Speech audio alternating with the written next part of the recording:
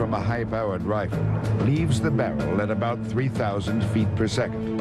On a routine mission, the Blackbird travels faster, 3,200 feet per second, for up to 90 minutes at a time. No matter how serene it may look, this kind of speed requires unyielding precision.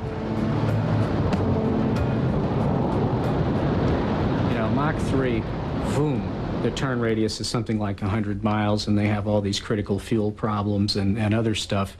And so it's not a very spontaneous experience. These are carefully planned, choreographed missions.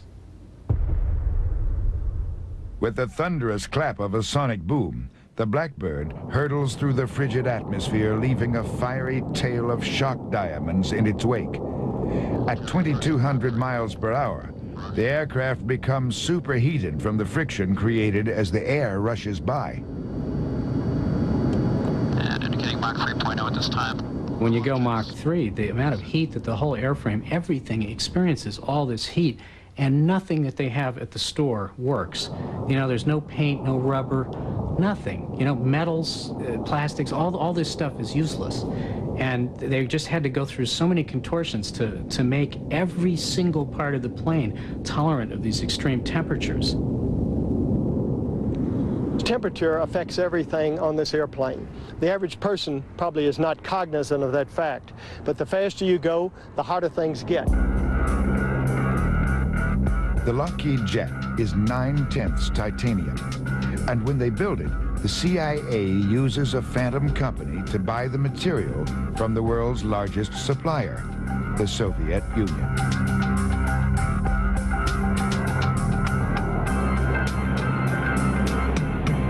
In flight, the titanium skin reaches 1,000 degrees Fahrenheit, causing it to expand by more than half a foot.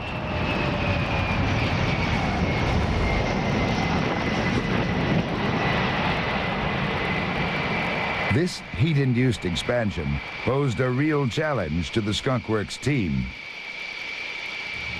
When in design they found that the aircraft was heated and then cooled, then the titanium skin would buckle and not return to shape. They found by longitudinally corrugating the wing and fuselage parts of the aircraft, then the aircraft could go through the heating cycle, cool back down, and return to shape. One of the puzzles of extreme heat was never really solved. Sealants for the fuel tanks. They never came up with a polymer that would seal the joints in the skin panels that hold the fuel in. So the Blackbirds sit on the ground and weep. That seems silly. You can look, oh, these stupid guys back in the 60s didn't know what they were doing. There's still no plastic, you know, that can get to 700F and not turn into burnt hot dog oxide. Once at altitude, the heated skin stretches, sealing the aircraft's fuel cells. In its 30 years of service, only 150 aviators have qualified to fly the SR. It is an elite fraternity. Prior to every Blackbird mission, 36 hours are devoted to prepare men and machine for flight. One of the most valued traits is maturity. Lieutenant Colonel Mike Finan is 43.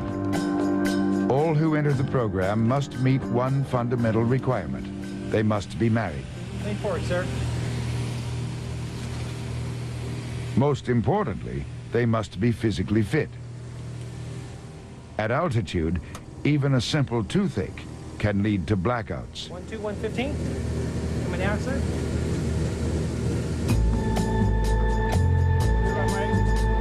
The two-man crew is essential to success. Soon, pilot and reconnaissance systems officer, or RSO, will be traveling faster than a speeding bullet while operating some of the most sophisticated intelligence apparatus ever built. They are, in effect, the Blackbird's central nervous system. 2 brains, 2 pairs of eyes, 2 sets of hands. Without them, this mass of metal and electronics could not function. Something that's different about flying the SR-71 is the absolute and total man-machine integration. People talk about strapping an airplane on, but I don't believe you strapped an airplane on until you snapped your spurs into the ejection seat, and you hooked up your life support hoses, and you've been given that responsibility. Before flight, each of the SR's huge power plants requires a jump start from two 454 cubic inch Chevy engines.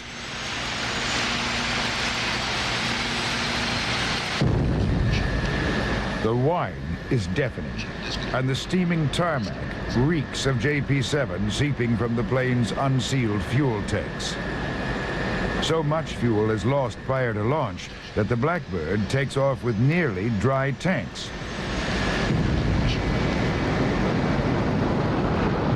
The SR must join with a waiting tanker just minutes into flight. Slowing this trisonic jet to match the tanker's subsonic speed is anything but easy. It is a very difficult task for the pilots. That is one of the things that washed people out of the program more than any other part of the regime. United 382 Salt Lake, 330. You always breathe a sigh of relief when you feel the boom kick you off and you know that you're full and you can go again. 15 minutes and 80,000